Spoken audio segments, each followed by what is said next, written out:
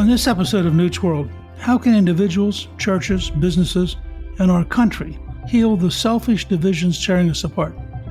My guest suggests the solution is for Americans to live a, quote, we before me life. In his new book, We Before Me, The Advantage of Putting Others Before Self, Congressman Mark Green shares the lessons learned from his father, who struggled to provide for his family and serve others while dealing with a serious handicap. And he shows how they served him well in his own career in the military, healthcare, business, and politics. I'm really pleased to welcome my guest, Chairman Mark Green. He's a physician, a businessman, a combat veteran representing Tennessee's 7th District in Congress. He currently serves as the chairman of the House Committee on Homeland Security. He's a graduate of the U.S. Military Academy at West Point.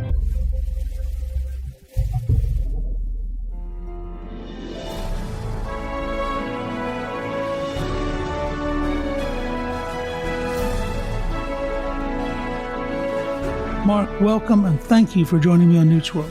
Mr. Speaker, thank you for having me. It's a real honor to be with you. Well, you've done a great job, and I think to help people understand how you got to the conclusions that led you to write this book, why don't you start by talking about your childhood and how that led you to run for Congress? My father was an Air Force veteran, and while he was serving, he developed basically he got cancer from exposure, lost his arm when I was in first grade from that cancer, and lived a very difficult life. And I watched my father choose to live selflessly with this incredible handicap. The company he worked for, this was prior to Americans with Disabilities Act, they said, you're half a man, we're going to pay you half a salary. So my dad lost his arm and half of his salary in a 6-month period, didn't let it stop him. He roofed houses on the weekend, and as you can imagine, one arm, you have to drive the nail with the palm of your hand to start it. And here I am in first grade watching my dad persevere through this. And then he would go out and serve other people. I mean, I remember cutting firewood for someone else. And my dad had one arm and this guy had 2 arms. He was sick. But for a young kid saying, hey, Dad, this guy has 2 arms. You've got one. He needs it, so we're going to go do it. That's sort of the idea or mindset of my father. And he raised me to believe that our family was a unit and that the family unit in a small town in Mississippi was more important than any individual in the family. That my reputation was built on the family's reputation. And so those values carried with me throughout my military career and running a business. And I tried to instill that in my family. And of course, when it comes to loving the country and doing what's best for the country, the opportunity to serve came up and I put the whole ahead of myself and jumped in the ring, as do most who choose to serve. I'm really curious about that because here you are, young kid, growing up with a disabled father, working really hard to maintain a blue-collar living on a dirt road in rural Mississippi. Suddenly you graduate from high school. How did you end up at West Point? Well, it's an interesting story. My dad, I saw the catalog in the guidance counselor's office, took the catalog for West Point, took it home. Dad said, son, you'll never get accepted. Now, in retrospect, he tells me that was all intentional to piss me off and make me go work for it. That's what it did. And I said, okay, I'll show you. And I worked really hard to get into the academy and, of course, to get out of the academy. Not an easy place to go to school, but it was sort of that challenge from my father that made me go out and prove it. Moving from that dirt road in southern Mississippi, what did it feel like to be part of the long gray line of men and women marching on that amazing parade ground? Every time I reflect back on West Point, I hear echoing in my head the idea that the history that they teach at West Point was made by people who graduated from West Point, whether it's MacArthur or Patton or Eisenhower.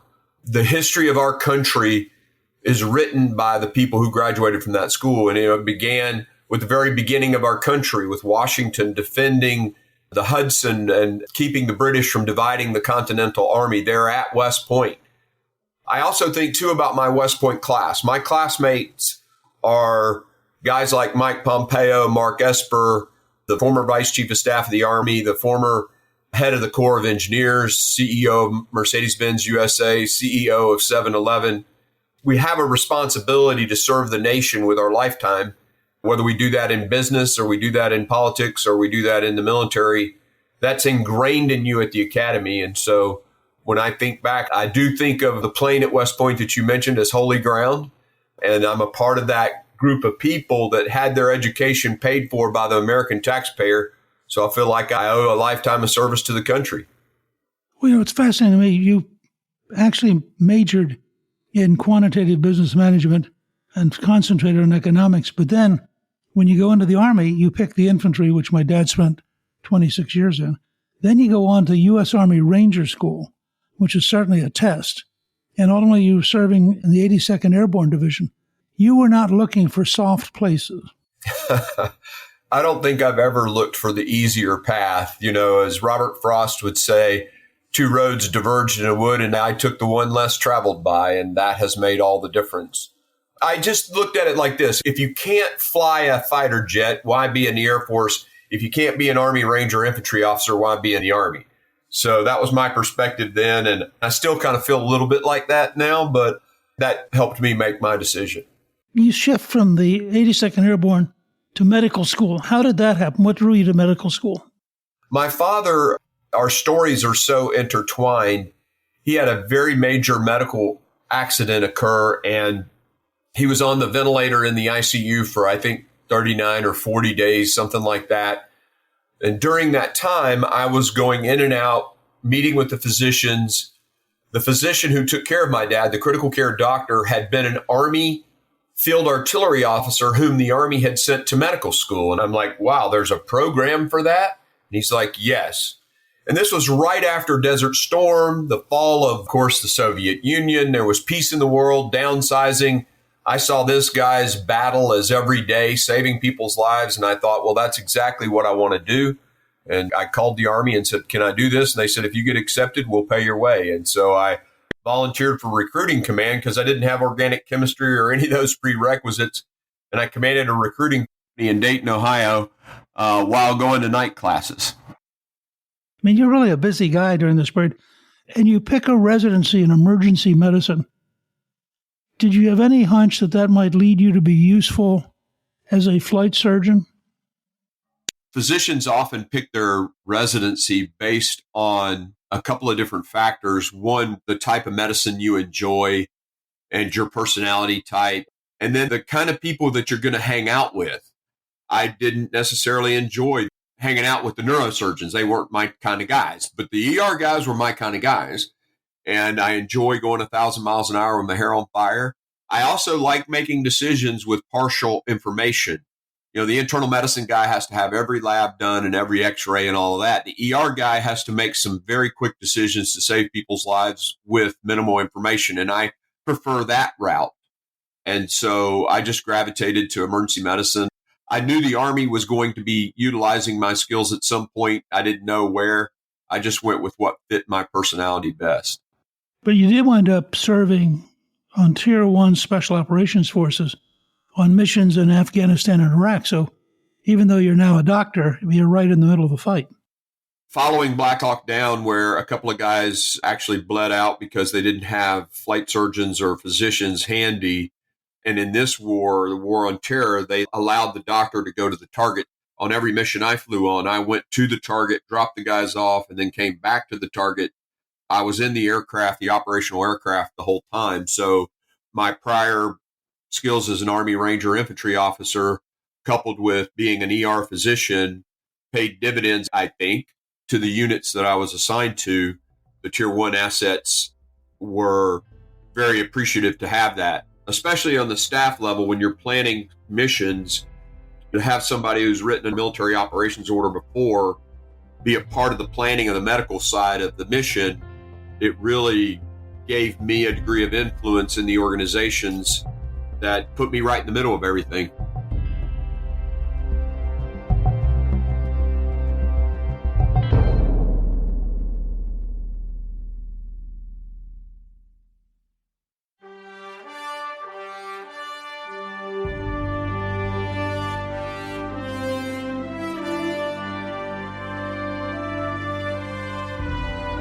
Maybe the most amazing thing, and you wrote a book about this called A Night with Saddam. You were actually on the mission which captured Saddam Hussein, and then you had hours-long conversations with him during his first night in custody. That's sort of historic and amazing. What was that like? It was incredible. It's fascinating.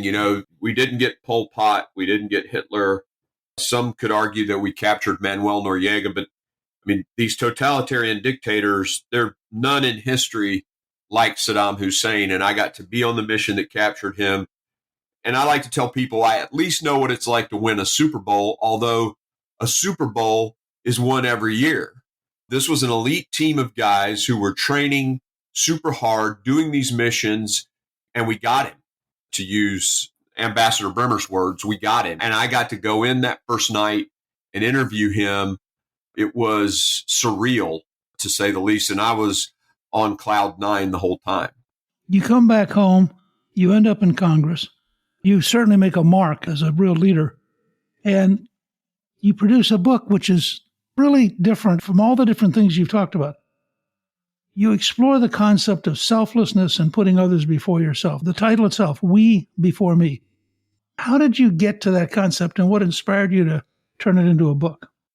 Well, it's interesting. When I got to the Night Stalkers, the 160th SOAR, where I served those Tier 1 units, we had a baseball cap that you could buy at the Night Stalker store. Now, you had to be a member to go into this store, and then you weren't supposed to wear it except for when you were around the unit, those kinds of things. But sewn into the cap was the motto, We Before Me. And I was like, wait a minute, that's what I've tried to live all my life. In fact, when I started my healthcare company, I had every physician sign a document saying that they would live a We Before Me life in our company. But when you think about what's going on in our country right now, the tribalism, the division, it's more important to be something other than an American now. People are more proud of being their small group than they are being an American. And it used to be just the opposite. When Irish immigrants, Polish immigrants, people from Africa would come to the United States, they'd be excited about now being an American. And there was a process, a legal process, and they would become American. America was a supergroup above just the subordinate ethnic or economic divisions that occur. Well, we've lost that now. And that division, I think, is tearing us apart at the seams. The vitriol on social media and the disinformation now that the enemy can use to manipulate that is, I think, one of the greatest challenges, if not the greatest challenge. I genuinely believe that if Americans can come back together, there is not a challenge that we can't overcome, whether it's this economy or the situation in Europe, the situation in the Middle East, the situation with Taiwan and China. There is no challenge that united Americans can't overcome. But right now, we're not there. And that's why I put pen to paper and wrote this book and shared the life lessons that have been incredibly successful for me, whether it's in the military or in my company or here in politics. I'm a chairman of a committee now, and the people on my committee, the committee itself, they know it's more important than each individual. And I try to run the committee that way, and I try to influence Congress that way. I started this club called the Reagan-O'Neill Club that, is designed to bring us back together as a country. And that's what prompted all of this, just my heart and what I've learned over the course of my life. When you founded the Reagan-O'Neill Club, based, I assume, on President Reagan and Speaker Tip O'Neill, and their after-business relationship of occasionally getting together and lifting a drink and chatting, was it hard to get Democrats to join it? Not at all. I went to Haley Stevens from Michigan. We were both class presidents, she the Democrat side, me the Republican side. And I said, what do you think of this idea? And she said, I love it. And I said, well, go recruit 8 Democrats and I'll recruit. Let's hand select these folks, people that aren't doing this so that they can go back and campaign on it, but people who really are committed to dialing the rhetoric down in this country. I felt like if we could get that relationship would lead to dialing the rhetoric down, and maybe we could get some restoration and some things done. And now we're up to 30 Republicans, 30 Democrats, and people are asking to join the Reagan-O'Neill Club. How often did you meet? We met about quarterly. Have that many members on both sides get together is actually a kind of a hopeful start. Yeah, the goal isn't necessarily to talk politics. In fact, one Republican was trying to start some in the Reagan-O'Neill text feed, and I said, well, we're not about that. We're here about relationships. Let's start with that. Some of the Democrats wanted to do some policy too at one of our leadership meetings, and I said, no, we're just not there yet. This is about building a bridge. Do you have somebody who's going to pick up the banner with your departure? I've got another 2 years here, so that'll be my next sort of task, is to create the legacy, and that is put somebody in charge who can take it and run with it when I'm gone. What led you to decide that this would be your last term? Well, I haven't completely decided, Speaker. I'm frustrated a little bit with how Congress works. There are other things for me to do that I'm eager to do, and so I'm considering it. Back in the early part of the year, I did announce that I was going to get out, and that was just the frustration of the inefficiency of the place. But President Trump called me and said, need you to stay in there. I'm going to win this race, and we'll need you to run the committee because the border has to be secured, and we'll need your help. And I said, okay, sir, I'll do it. I'm delighted you did, and frankly, with the unbelievably narrow margin that Speaker Johnson's going to have, he's going to need you, and he's going to need some way to reach out to those Democrats in the Reagan-O'Neill Club, because it's going to be very hard to do much on a purely Republican basis when I think there'll be a brief period when actually you'll be tied because several Republicans are retiring to take jobs with Trump. This will be the most tightly split House, I think, in modern times. And somebody who has your leadership skills and your, if I may say it, charismatic ability to reach out to people, you may find yourself doing a lot of stuff this year that really matters to the country and that would not get done without somebody of your caliber. You're very kind to say that, and I'm here for at least 2 more years, and I will do everything I can to see us come together and work together to get some things done.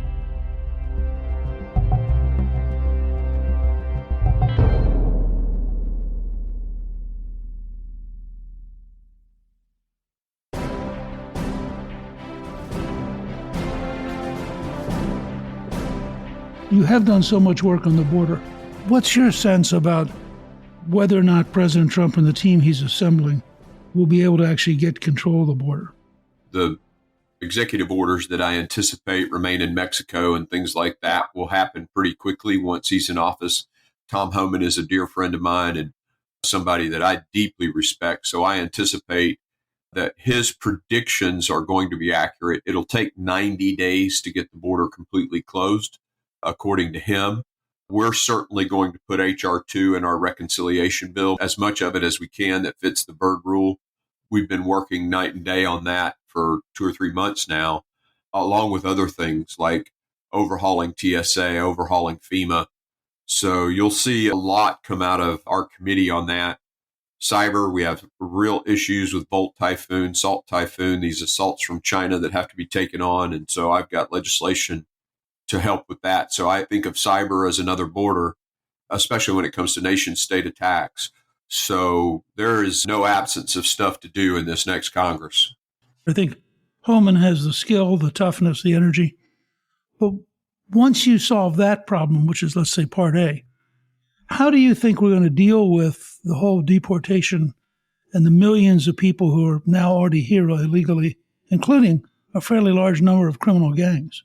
I think that Homan, I heard him the other day on Fox News, and his messaging is really solid on this. It's about the safety of Americans first. So they're going to focus on the 450, 500,000 people that are here that were criminal felons. And he's got 1 million people plus on the list that have already been ordered removed from the country.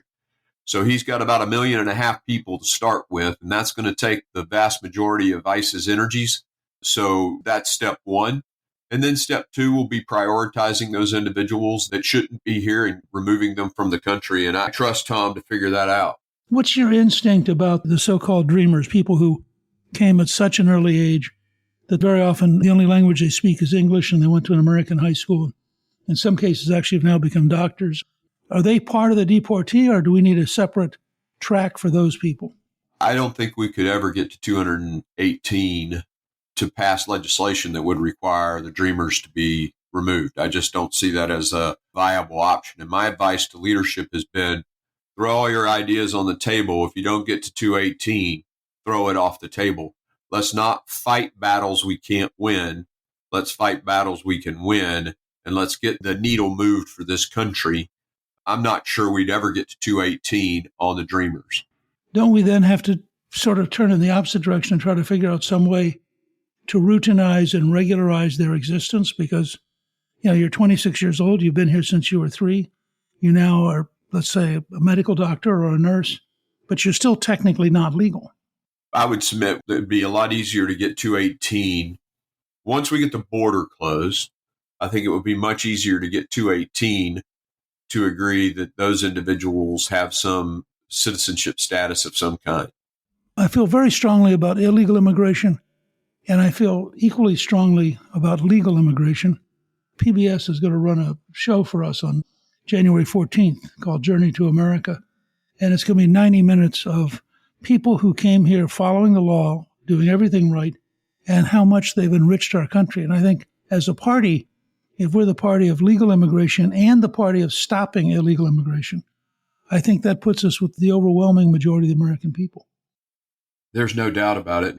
I'm aware of a survey I think that you did and then briefed us on, and your book that looked at stats and what's 80-20, or maybe it was 70-30, I forget, but that was in that book. And so I couldn't agree more. I really want to thank you for taking some time with us, because you've had already a remarkable life, and I suspect it's going to continue to be even more remarkable. I think that everything you've done, from walking on those dirt roads with your dad back in southern Mississippi, serving the American military, becoming an emergency room doctor, being with special forces, and things as historic as you recorded in your book on a night with Saddam Hussein, and then the decision to run for Congress. You've really had a remarkable career already, and more to come.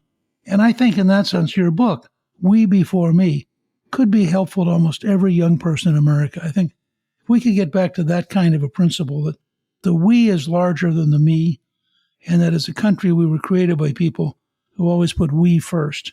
And I think that book, in that sense, is a real contribution to helping us heal what has become a very deep wound in our own society. Well, I deeply appreciate that, sir. And obviously we here in Congress have looked to you and your service to this country and your wisdom, particularly your focus on history. We follow your lead. So thank you for saying that. I don't think I have the capacity to do what Mike Johnson is doing as Speaker. I look at the challenges you guys have, and I think it's as challenging as any Congress outside of the Civil War that we've had. So my hat is off to you. I'm delighted that President Trump talked you into coming back. I hope you'll be patient and think about it. We may need you a few more terms before you do anything decisive. And we look forward to your future books. I mean, you have a lot of knowledge and a lot of wisdom, and I think you're going to be a huge help to this country. Well, thank you, sir. I really appreciate it. Maybe we can come back and talk later on next summer about how things are coming, and you're right in the middle of it, and I think you would be a great educator for the country, and if we could do this again in about 6 or 8 months. I would love that, Speaker. I would absolutely be honored. Thank you to my guest, Chairman Mark Green. You can get a link to buy his new book, We Before Me, on our show page at newtsworld.com. Newt's World is produced by Gingrich 360 and iHeartMedia. Our executive producer is Garnsey Sloan. Our researcher is Rachel Peterson. The artwork for the show was created by Steve Penley. Special thanks to the team at Gingrich 360. If you've been enjoying Newt's World, I hope you'll go to Apple Podcasts and both rate us with 5 stars and give us a review so others can learn what it's all about. Right now, listeners of Newt's World can sign up for my 3 free weekly columns at Gingrich360.com/newsletter. I'm Newt Gingrich. This is Newt's World.